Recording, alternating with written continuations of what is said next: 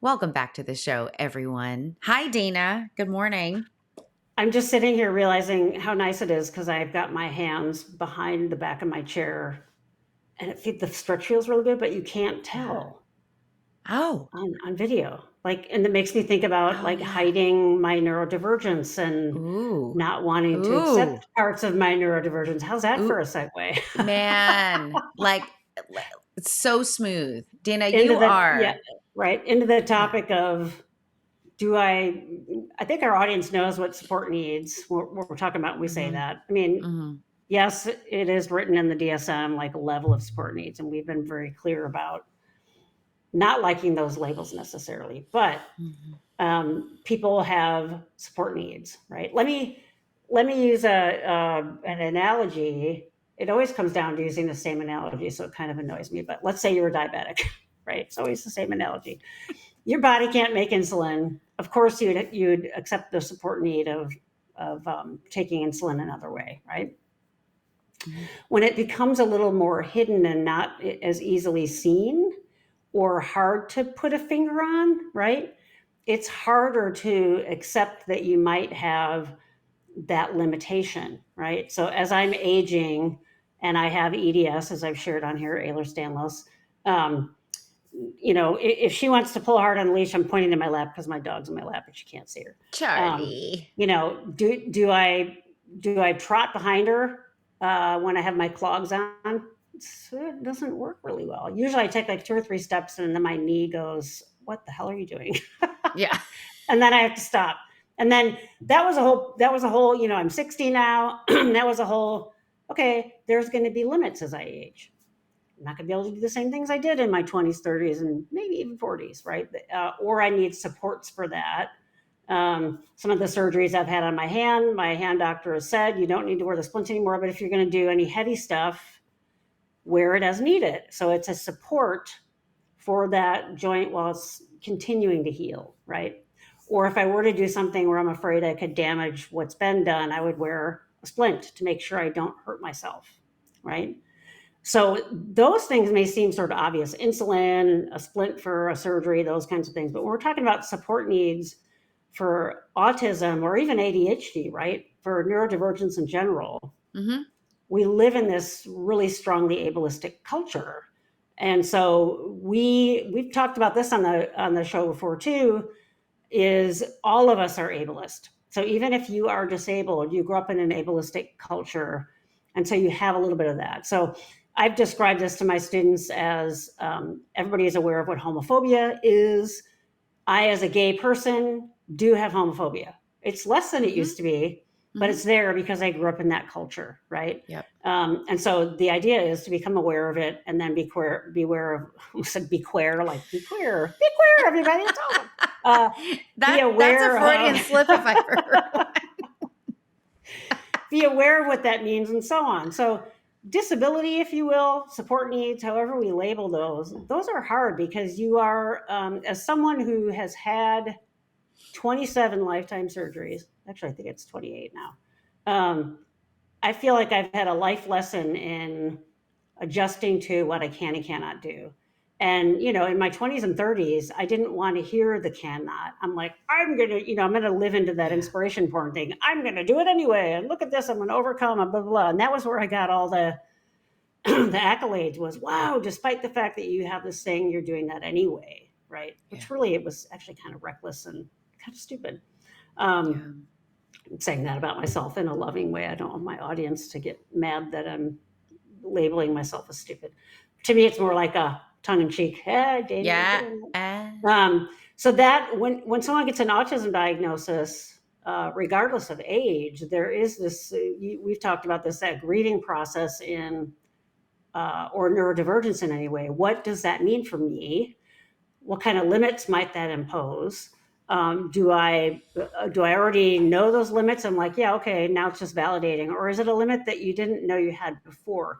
And if you intersect that with a developmental part of your life, like teens, right?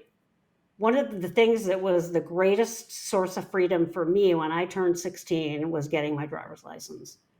I don't have difficulty driving. I love driving. And I remember like even making an excuse to be able to drive to 7-Eleven and get milk because I loved it so much. I'm like, we're out of milk. Can I go drive? I'll take back streets when I had my permit, you know? But the reality of it is a lot of people find driving really difficult or can't, right? I have quite a few Yeah. clients that don't drive because it's so overstimulating. It's just a source of distress and it's probably not safe, right? Now imagine when you're back to your 16 and you want that piece of freedom and there are support needs or limitations that are realistically there and you don't want to see them. And you sort of like me with my EDS, I'm like, I'm going to do it anyway. What does that feel like? How is that to come to terms with, right?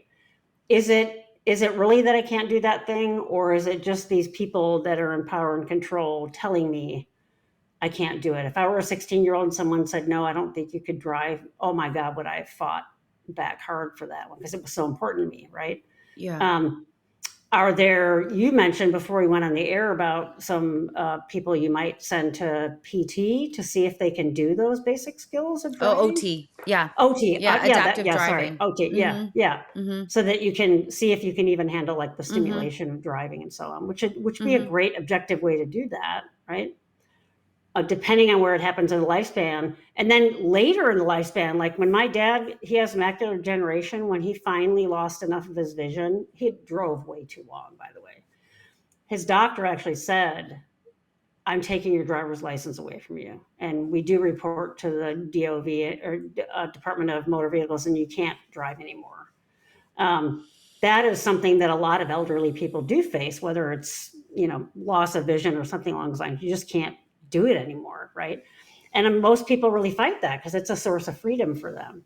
Yeah. What else feels like it's a constriction on you and something that is uh, constricting, containing, you can't do this, or you need a lot of support to do this? It sort of is taking in that mindset of disability more, and that's really hard. It's a huge adjustment for that. Does that Yeah. make sense? Yeah. Totally. I think the other piece is that when we talk about support needs, inevitably my mind goes to this idea of interdependence. Like I really try to, because I'm working with, emerging adults, right? I'm working Yeah. with Yeah. later teens, young adults. I do work with older adults as well, but like my specialty is really like in the transition. Like how do we Yeah. transition young people into this kind of adult phase of their life, right? Right. Right. There's already, and developmentally, I love that you brought up developmental stages because developmentally, you do have this real push for autonomy and independence. But a lot of times I feel like the word independence in my circle anyway gets really weird, right? It's this idea of, well, it means I'm alone. Like some of my clients don't want to be independent. And, you get down to Yeah. the bottom of it and you're like, why don't you want, like, what does independence mean to you? And Oh, they'll I think say, it means like, like isolated. Yeah. Yeah. alone and isolated. I'm like, oh, no, like, no, like, we Mm. would never want that for you, Right. especially if you don't want that for yourself.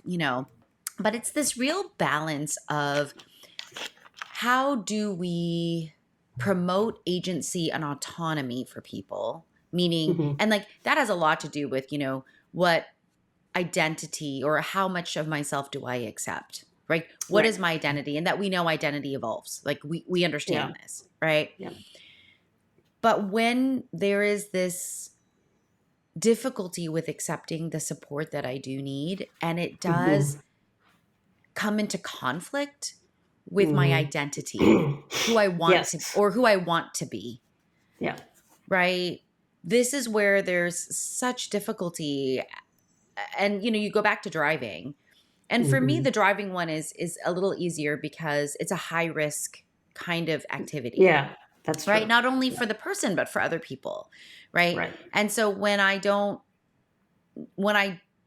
really know if that young person's going to be safe Mhm. on the road, we do get that formal evaluation. Thank goodness that's there. Like Yeah. we can do Yeah. that. And then they can enroll in an adaptive driving program to see if Mm-hmm. they can really build the skills of driving to be a safe driver. And I think that Nice. that's a wonderful message. Like, that's a wonderful thing, except Yeah. when the person's like, I don't need that. I Mm-hmm. don't need to be evaluated. I don't need to get any sort of additional training, when Mm-hmm. really we all know you actually do, because, Because yeah.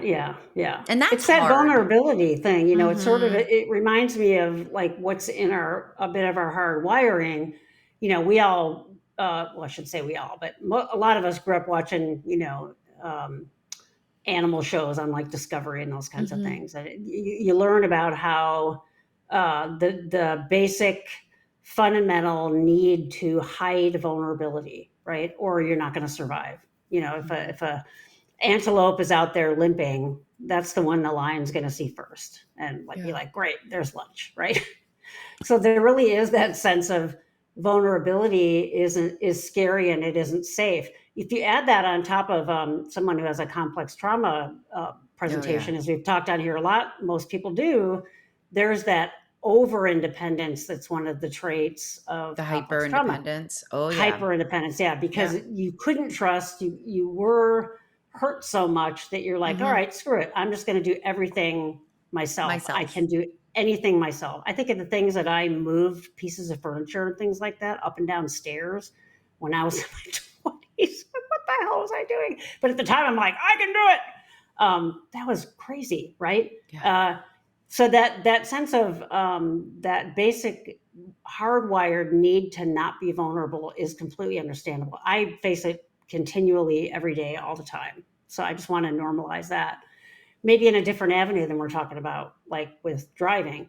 So I'm fine to say, at work when I'm teaching, I really need one of the classrooms that can hook into my laptop, so I don't have to learn this whole other system on how to get my overheads into the projector that is just going to make me anxious. That's so reasonable, and I didn't really even feel that much shame for that. I'm like, that's cool.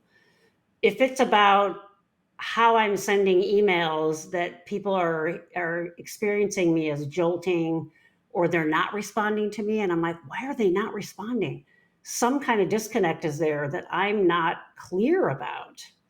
That leaves me feeling more vulnerable, because it goes in that bucket of the social thing, the Mm-hmm. social cues thing, which every time I read that with autism, it still annoys me, right? So clearly I have some more work to do around that. And that sense of like, what is that in there? And is it something I'll ever fully understand?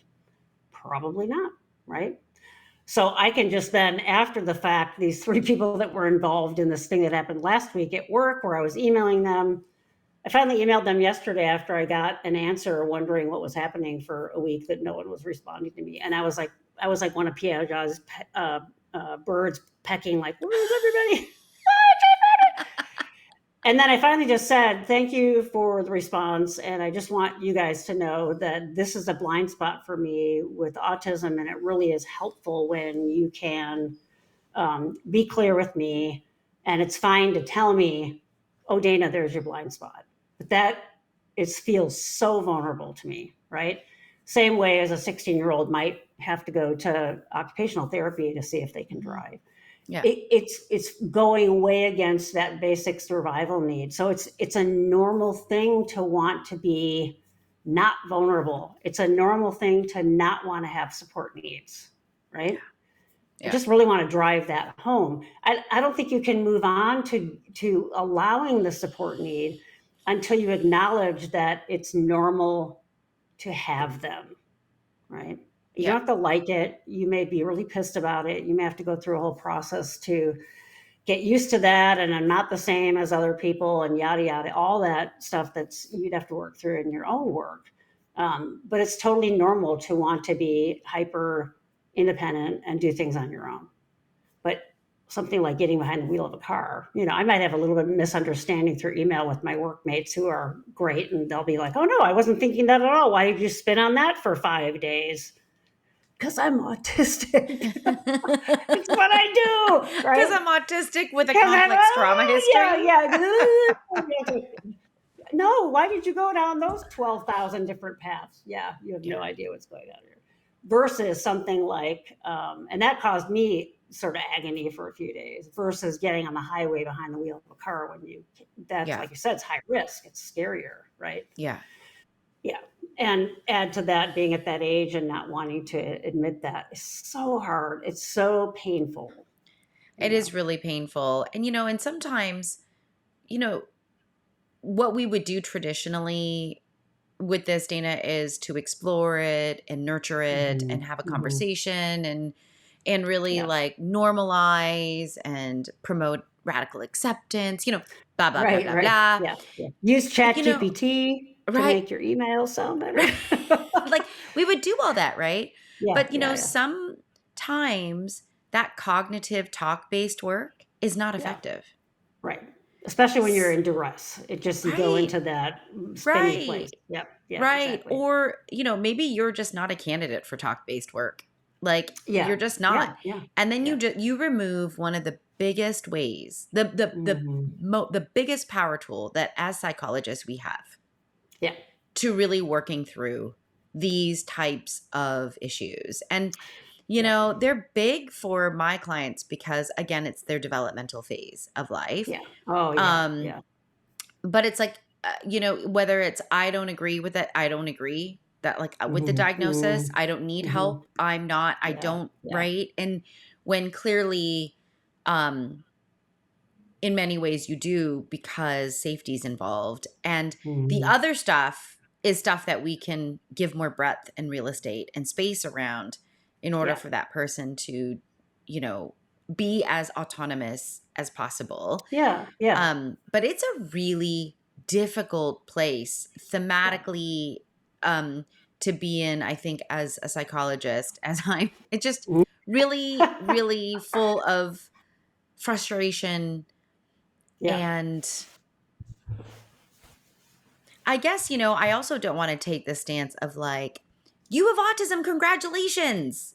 right, Because yeah, I like don't like everything's that just gonna either. be peachy and wonderful. I mean, Right, congratulations on one token, because now you understand, and welcome to the community because 'cause we're right, awesome. right. But then there's all those other pieces that come with it, the grieving and everything else, the Yeah, difficulties. Yeah, yeah. yeah. And Mhm. so to hit that balance, I think is so challenging. And Yeah. and then you don't want to minimize it by saying like everybody in on the planet Mhm. has needs, support Yeah. needs, right? It's the REM song, "Everybody Hurts." Isn't that one of Yeah, those songs? yeah, Yeah, yeah, it's true. yeah. It's Yeah, true, yeah, and yeah, so yeah. this ability to accept who you are, Right. and not really get into the why. Why am I like this? Why does Yeah, this yeah. why does this always happen to me? Why is the world like this? Mhm. Why it's like Yeah, I think a hard place. So, I do want us to, again, I go back and forth because this is such a nuanced topic. It's not yeah. coming at someone to say, "Oh, just relax, you're fine." It's not And that. it It's, right, because it feeds into shame, which is a very deep yeah. well for most Yeah. of us, right? Yeah. It is that we use yours like stigma and marginalizing and oppression and all that, but it really feeds into that shame feeling, that Yeah. for me, that'll trigger a shutdown quicker Yeah. than anything. Yeah, yep, What I mean, like that's quick.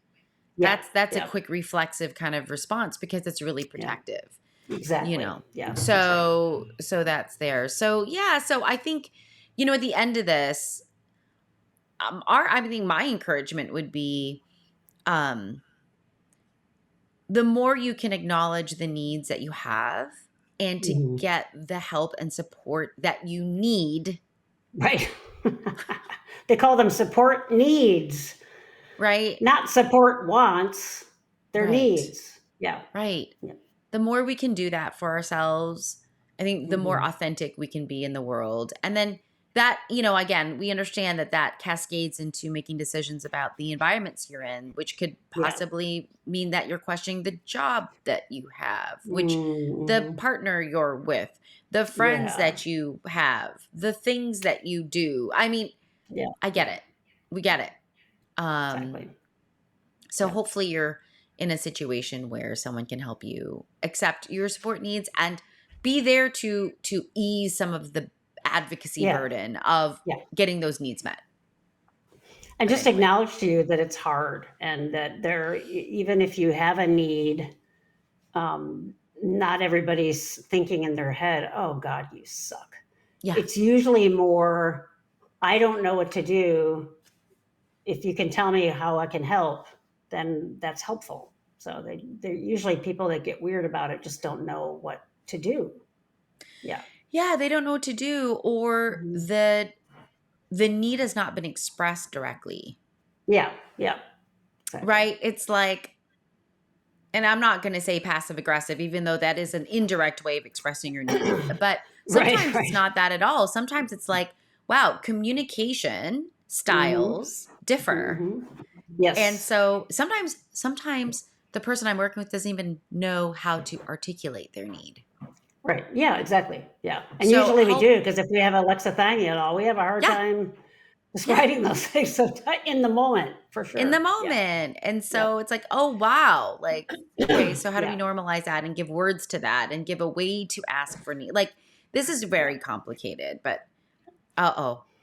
What is she I hope doing? that's not too, she's in her little bed over there and she's rolling around on her back being totally adorable. So if you hear her snorting, that's just my dog.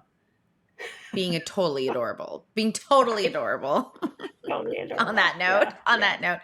All right, everyone. Be good to you, be good to others, and we will catch you in the next episode. Bye. Bye. Bye.